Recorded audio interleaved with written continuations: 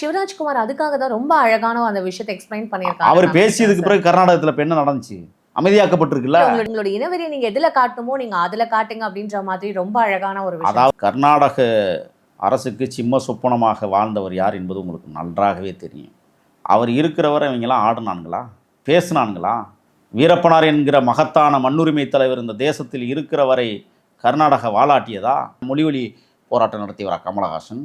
இந்த இனத்திற்கு என்ன செஞ்சிருக்கிறார் இதுவரை? இந்த இனத்தால் வாழ்ந்திருக்கிறார், இந்த இனத்தால் பெருமைப்பட்டிருக்கிறார், இந்த இனத்தால் இப்போ எம்பியாவும் ஆக போகிறார். அத்தானி மண்டபங்கள் குழுகுலுங்க போகுது கமலஹாசன் போய் பேச போகிறது. வைகோ என்கிற ஆளுமை மிக்க ஒரு தலைவன் இந்திரா காந்தியும் ராஜீவ் காந்தியையும் அந்த மண்டபத்திற்குள் இருந்து ஓட ஓட விரட்டிய பெருமை ஒரு தமிழனுக்கு உண்டு. நரேந்திர மோடியை விரட்ட போகிறார் இவர். போய பயங்கரமான சொற்பொழிவுகள் ஆற்ற போகிறார் நாடாளுமன்றத்தில். எதிர்க்கட்சிகள் கேட்கக்கூடிய கேள்விகளுக்கு பயங்கரமாக பதில் சொல்ல போகிறார் தமிழ்நாடு ரீதியாக. அப்படிப்பட்ட ஒரு மாபெரும் புரட்சியாளனை இப்போ நாடாளுமன்றத்துக்கு திமுக அனுப்புது.